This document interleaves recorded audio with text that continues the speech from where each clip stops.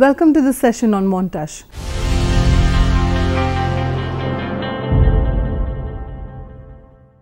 The term montage has its origin from the French word monter, which means to assemble or putting together. By definition, a montage is a single pictorial composition made by juxtaposing or superimposing many pictures or designs. In filmmaking, a montage is an editing technique where shots are juxtaposed in an often fast-paced manner that compresses time and conveys a lot of information in a relatively short period. A short tour through the history of the very first movies will show that editing was one of the techniques that came later. The early movies were composed of single shot movies of uncut and unedited footages. Once editing was discovered, it very soon emerged as a technology that radically changed not only the processes of storytelling in cinema, but also the very experience of watching movies. The idea of editing has its antecedents in flashbacks that existed in novels and scene changes that were already a part of theatre. But the pioneering filmmakers were circumspect about joining shots together because they assumed that such splicing together of different shots of different things from different positions may confuse audiences by disrupting the sense of time and space. The early cuts by filmmakers like George Méliès were surprisingly made in the camera itself. Then the cameraman would stop cranking at the exact end of a shot and begin cranking again when it moved somewhere else or when something else was put in front of it. Later filmmakers discovered that editing shots into a sequence facilitated them to tell complex stories. The earliest instances of editing in films can be seen in films like Rescued by Rover and The Great Train Robbery.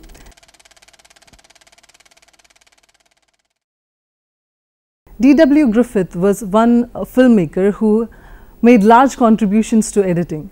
Though he didn't invent any editing techniques, he used editing in films like Intolerance, making them emotionally and thematically significant. Though Griffith made it a regular practice, it was the Russian filmmakers who later revolutionized its meaning and practice through some scintillating films. Editing as an ideological tool. Editing employed as a tool of propaganda. Soon after the setup of the Moscow Film School, the first film school in the world, Soviet leader Lenin was conscious about the power of cinema and its potential as an important ideological tool for dissemination of revolutionary ideas and social changes. One of the most notable of the Soviet directors of the period was Sergei Eisenstein, who transformed the principles of classical editing into an elaborated theory which he called montage. It is quite natural that the rise of a new film movement after Russian Revolution of 1920s came to be known as Soviet montage movement, named after its major editing component, montage. Montage. Though the idea of putting together shots to push forward a theme as well as action had occurred to other filmmakers too, it was the Russian filmmakers Lev Kuleshov who studied and developed theories about editing. Kuleshov believed that editing was the essence of the cinema and edited his films by using juxtaposing shots next to one another. He experimented with the impact of juxtaposing and context by interspersing the expressionless face of an actor with unrelated shots of emotional values like that of a child playing, a plate of soup and a dead woman. The viewers who were shown these different assemblages thought that they were seeing very emotive reactions of the actor to each of the events. He publicized this principle, which is now known as Kuleshov effect. It proved that the meaning of a particular shot was not inherent in it, but influenced by and very much related to the shot succeeding and preceding it. Vsevolod Potemkin, the filmmaker and film professor who greatly influenced this generation of Soviet filmmakers, saw montage as the linking of ideas through the linking of shots. For him, montage was like putting one brick next to another to build a structure, but his student Sergei Eisenstein viewed montage as the conflict of ideas derived from the opposition of one shot to another. According to Eisenstein, the general cause of montage was an uninterrupted interweaving of diverse themes into one unified movement. Each montage piece had double responsibility to build the total line as well as to continue the movement within each of the contributory themes. What montage does is that the action in evolution in the next shot throws the meaning on the previous shot. The second shot in its turn is incomplete. which asks for another shot, asking for continuity of shots. EISENSTEIN'S montage theory of collisions between different shots draws upon Hegelian idea of dialectics, that of thesis, antithesis and synthesis. Taking off from there, he argued that montage is inherently dialectical and should be considered as a demonstration of Marxian and Hegelian philosophy. Collisions and in shots were that of conflicts of scale, volume, rhythm, motion, speed, direction of movement within the frame, as well as more conceptual values such as class, power and status. The visual dialectical principle. The aesthetic principle upon which the montage is based is known as a visual dialectic. This means opposing contradictory statements can be juxtaposed to resolve contradictions. According to Hegel, opposites gravitate towards each other. Their conflict produces a new level which is higher than previous two. 1 plus 1 is greater than 2 is the formula based on this law of dialectics. In other words, a thesis is opposed by antithesis results in a new synthesis or a new thesis in which two opposing conditions are resolved into a higher order statement. Similarly, the meaning of the two shots clashing together give birth to another meaning which is not in any one of them but is generated by the new. By juxtaposing a thesis or statement with its antithesis or counter statement, one arrives at a synthesis. EISENSTEIN frequently used this not only as a principal task of montage but as a basis for an entire film. EISENSTEIN'S 5 types of montage. Sergei Eisenstein talked about 5 different methods of montage in his writings, collected under the titles film form and film sense. The 5 montage types he elaborated are: first one is metric. This montage is based purely on the physical nature of time, cutting to the next shot no matter what is happening within the image. The fundamental criterion of this montage is the length of shots which are joined together according to their length in formulaic pattern. Tension is obtained by mechanical acceleration by shortening the length of the shots, often related to musical pieces where the beats are recognizable to keep the emotional pace linked to the pulse of the audience and the narrative.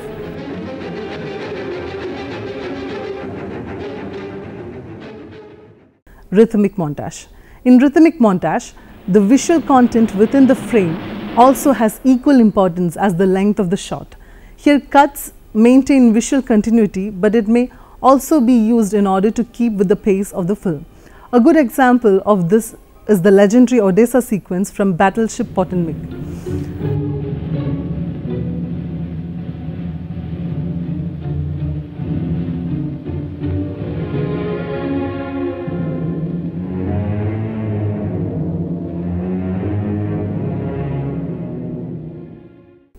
Tonal. A tonal montage uses the emotional meaning of the shots by not just manipulating the temporal length of cuts or its rhythmical characteristics. A reaction that is more complex than rhythmic and metric is extracted.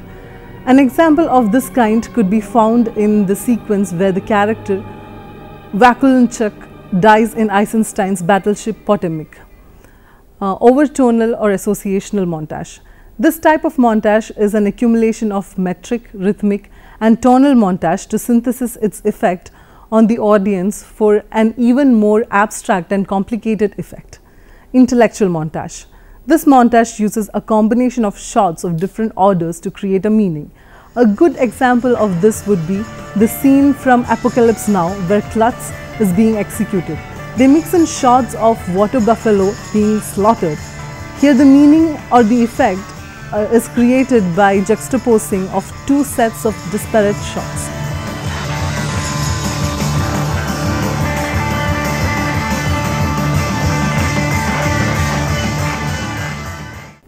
Use of montage in Odessa steps scene of Battleship Potemkin. Sergei Eisenstein's famous Odessa steps sequence from the Battleship Potemkin is one of the most influential montage sequences in film history. The scene begins with the gathering of friendly citizens on the steps leading down to the port of Odessa to celebrate the victory of mutinous sailors over the Tsarist officers on the Battleship Potemkin. Then, from out of nowhere, lines of government soldiers appear at the top of the steps and begin firing the crowd. The sequence takes place towards the end of the film, after we are introduced to a number of miserable peasants who are fired upon and murdered. The soldiers placed on top of the stairs walking down resonate with authority and power, making the slaughter of the poor depressed masses even more brutal and arbitrary. Typically, audiences are more used to accepting battles between equal opponents, but not with a powerful figure mercilessly beating down the underdogs. Eisenstein's method of montage basically focused on creating concepts and meanings through the use of intellectual montage. Here, through the juxtaposing of shots, more powerful meaning which are purely conceptual are achieved. Look at this example of intellectual montage from the Battleship Potemkin. After the shot of the battleship bombing Odessa, Eisenstein cuts to the shot of the statue of a sleeping lion and that of a lion that is waking up, and then that of a lion that has risen and roaring. Here it can be argued that the idea or the concept that Eisenstein evokes is that of a sleeping giant or people waking up like a lion. The second type of montage that Eisenstein uses here is metric montage, where the pieces are joined together according to their length, corresponding to a measure of music. In the scene where the woman is shot and the pram rattles down the Odessa steps, Eisenstein puts side by side the shots of troops marching down the steps and the shots of chaos that follows. Through the use of metric montage, Eisenstein juxtaposes chronos, linear time, and kairos, a mythical time. In chronos, the fall of the baby off the steps would normally occur within seconds. However, through metric montage, Eisenstein creates a mythical time by which the fall of the baby takes more time than usual. Other than the dramatic effect of such time manipulation, metric montage, by extending time, amplifies the viewer's emotional reaction to the act of brutality. According to Eisenstein, in rhythmic montage, the fragmentation of shots is something that is deeply related to content. The Odessa steps scene as a whole is a perfect example. Eisenstein uses cuts to build from the rhythm of soldiers stamping feet on the steps to the pram rattling down the steps. As the carriage goes faster, the soldiers' boots faster and faster in brutal rhythm in order to create a comparison between two descending the steps, an innocent baby pram as against a marching of a troop of soldiers. Eisenstein notes that the tonal montage depends on the emotions that the shot evokes. Here, emotions are reflected by the methodical use of lights, shadows, and framing. In the Odessa steps scene, when the mother sees her son bleeding on the stairs, a close-up shot on her face reveals her anguish before she is seen holding her son and moving up towards the troops marching down. As she faces the troops, there is a shot where their shadows march forward and surround the woman before she is shot dead. Such juxtaposition of the defenseless against the heavily armed many captures the revolutionary or avant-garde spirit of the moment. The last type of montage that Eisenstein employs in the Battleship Potemkin is the overtonal montage that is distinguishable from tonal montage by the creative combination of all three montage methods: rhythmic, tonal, and metric. In Odessa step scene, for example, an old lady is seen surrounded by a group of frightened youth. This is tonal. And then it cuts to people running randomly down the stairs, which is rhythmic, and then back to the old lady, which is also rhythmic, thus building up an overtonal montage through different fragments. The overall rhythm of the scene where the soldier marched towards the baby in the pram methodically garner gradual build-up of sympathy from the audience. The scene thus substantiates Eisenstein's argument that fragment has no meaning on its own. It is a unit of discourse and as such participates in creating meaning through its relationship with other fragments. All in all, montage of attraction is formed through the 5 montage methods that Eisenstein and Soviet montage movement developed and adopted. Meaning and emotional effect in Eisenstein's work are established through dynamic of images amplified by rapid and rhythmic editing. It is no surprise that this film and the Odessa step sequence in particular has gone to influence a wealth of filmmakers around the world. Montage and the French New Wave. The French New Wave filmmakers of 1950s and theoreticians including André Bazin, Agnes Varda, François Truffaut, and Jean-Luc Godard rejected Eisenstein's montage theories. Instead, in shooting and editing their films, they implemented their own theories of realism. It reflected the social and political movement of the time using a transparent visual, narrative and editing approach. It even anticipated today's reality shows with its rapid documentary style of shooting, handheld shots, jump cuts, defiance of 180-degree rule, improvised dialogues and breakdown of the fourth wall between actor and the audience. Montage in the credits of a French movie means editing and stands for the editor, while sound montage is the sound editor. Types of montages. Herbert Settle's book Sight, Sound and Motion, Applied Media Aesthetics explain other forms of montage editing. Settle describes that complexity editing is the selection and sequencing of shots that expects an emotion from the viewer. Complexity editing can cut between different cameras on opposite sides of a central subject, which results in displaying the distress of the character and will result in an emotional response from the audience.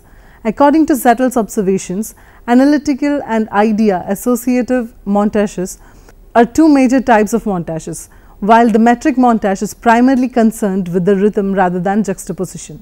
In analytical montage, an event is analyzed for its theme and construction. Essential shots are selected and these are synthesized into a precise series of shots that make up an intense event on screen. There are two types of analytical montage, which are sequential and sectional. A sequential analytical montage happens when the event is edited down only to include the most important elements. Putting it in a cause and effect sequence, the main event is implied rather than shown. It requires the viewers to apply psychological conclusions to fill in the gaps so that they feel more involved in the scene where they become a participant. Here the time order never changes, but it condensed and intensified. Such sequences help in plot development and narrative continuity. Think about a sequence which starts with a marriage proposal, then the engagement, the birth of the first child followed by the birth of a second child. The selected shots are sequenced in order of the actual event according to logic and cause and effect to form the sequential analytical montage. A sectional analytical montage occurs when the event is expanded so that the audience can see the same event from different viewpoints. Split screen images and multiple screens are used to create this technique. It arrests one moment in the event, stretching the time duration, showing it from various viewpoints. It does not follow any particular sequence. Unlike the sequential montage, it temporarily stops the event from progression and examines a section of it with rhythmically precise shots. The basic order of the shots is but still important to establish the point of view. Associative montage is when two completely different events are combined together to create a third principle or concept. Developed in the days of silent era to express ideas and concepts that could not be shown in a narrative picture sequence, these fall under two categories. Comparison montage involves thematically related shots that are juxtaposed to suggest influence someone's perspective of what they are looking at. This type of montage is almost like an optical illusion and is used to deliberately trick the audience into believing something. The television advertisements often use this technique to send forth complex messages quickly across to the viewers. Example, a running tiger dissolves into a car gliding on the road, a hyperbole signifying car having the strength, agility and grace of a tiger. Collision montage is all about when two events collide and enforce a conceptual feeling or idea. This normally results in creating tension in the film. This montage is often used to impress upon the viewers the plight of a victim or prey. Metric montage. According to Zettel, a metric montage is created by cutting a film into equal lengths regardless of color, content or continuity of shots.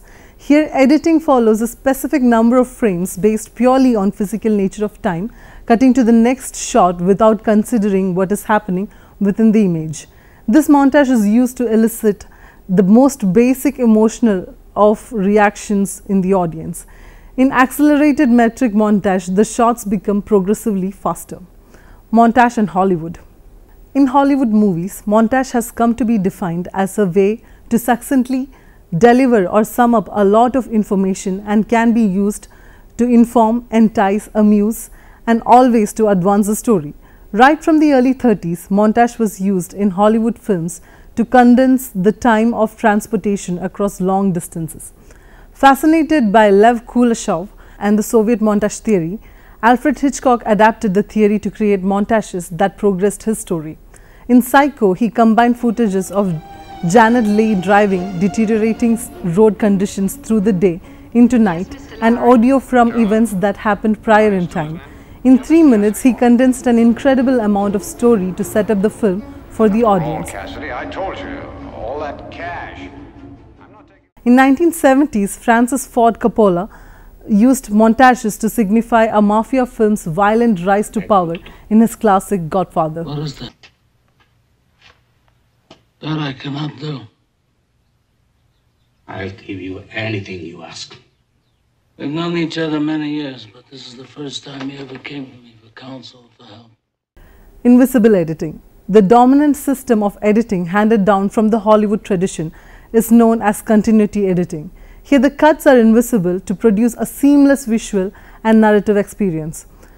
In the Hollywood continuity editing system, the angle of the camera axis to the axis of action usually changes more than 30 degrees between two shots. For example, in a conversation scene rendered as a series of shots or reverse shots, the 180-degree line is not usually crossed unless the transition is smoothened by a point of view shot or a re-establishing shot. In the basics of invisible editing, it is better for the cuts to be transparent, that is, they must go unnoticed by the average viewer. In making any cut or transition from one shot to another, there is a risk of breaking audience concentration and subtly pulling attention away from the story or subject matter. When cuts or transitions are motivated by the content they are watching, they go unnoticed. For example, if someone glances to one side during a dramatic scene on screen, we can use that as a motivation to cut to whatever has caught the actor's attention. If we hear a door open or someone calls out from off camera, we generally expect to show a shot of whoever it is. If someone picks up a strange object to examine it, it's natural to cut to an insert shot of the object. If cuts are prompted by action, that action will divert attention from the physical cut, making the transition more fluid. Small jump cuts are also less noticeable because viewers are caught up in the action. If a man is getting out of a chair, you can cut at the midpoint of the action. In this case, some of the action will be included in both shots. In cutting, keep the 30-degree rule in mind. Editing for single camera production requires a great attention to detail. Not only should the relative position of feet or hands in both shots match, but also the general energy level of voices and movements. There is also the need to make sure nothing like hair, clothing, or the placement of props has changed in the scene, and that the actor is doing the exact same thing in exactly the same way in both shots. An editor can use distractions in the scene to cover up slight mismatches in actions that inevitably arise in single camera production. An editor knows that when someone in a scene is talking, attention is generally focused on the person's mouth or eyes, and a viewer will tend to miss inconsistencies in other parts of the scene. Or as we have seen, scenes can be added to divert attention. Remember the role that insert shots and cutaways can play in covering up jump cuts. Coming back to montages, the message inherent to some montage could be replaced by simple text cards. However, this alternative is far less exciting and stimulating, not to say far less cinematic. A good example of this is Rocky's famous training montage.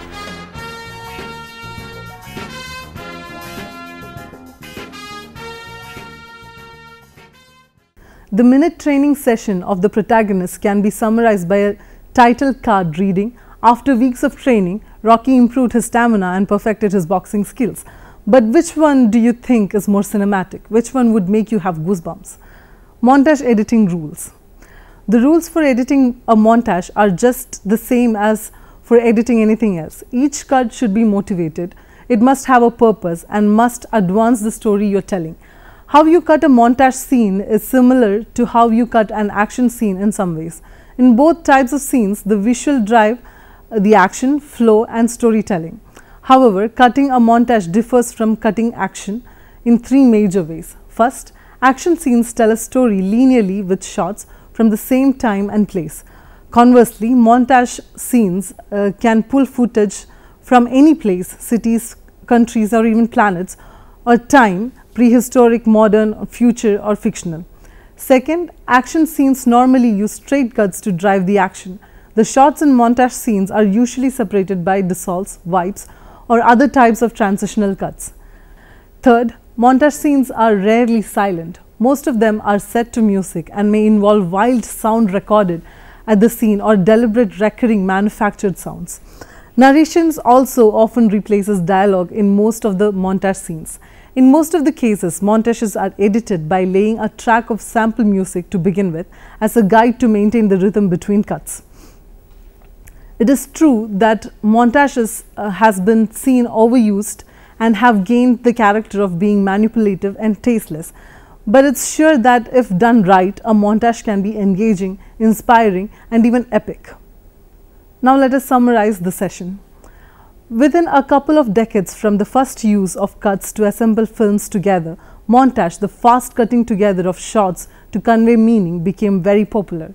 It was through the works of Moscow Film School that the technique gained currency, and the Soviet montage movement, helmed by likes of Kuleshov, Potemkin, and Eisenstein, gave montage its theoretical and political overtones. Eisenstein proposed 5 kinds of montage, which he used successfully in his film Battleship Potemkin. Though the French New Wave filmmakers and the Hollywood discarded many of its types, the technique still remains as one that is still being resorted by all kinds of filmmakers to express and to extend the imaginative possibilities of film art. Before we attend the next session, please try to answer the following questions. First one, watch the current movies that appear in your language, list montage sequences in them, and find out the types of montages that are employed in each of the sequences. Second question, it is often cited that metric montage is most frequently used montage type in modern films. Cite your reasons. Third one, define montage. Fourth, what are Eisenstein's 5 different types of montages? Fifth, according to Herbert Zettel, what are the different forms of montage editing? Books for your references are Modernist Montage, The Obscurity of Vision in Cinema and Literature by Adam Spee, Film Theory and Criticism, Introductory Readings by Leo Braudy and Marshall Cohen, Cinematic Storytelling, The 100 Most Powerful Film Conventions Every Filmmaker Must Know by Jennifer Van Sigel, Sight, Sound, Motion, Applied Media Aesthetics by Herbert Zettel, Picture Composition for Film and Television by Peter Ward, Composition, The Anatomy of Picture Making by Henry Sternberg. Hope this session was helpful to you. Thank you for watching. See you next time.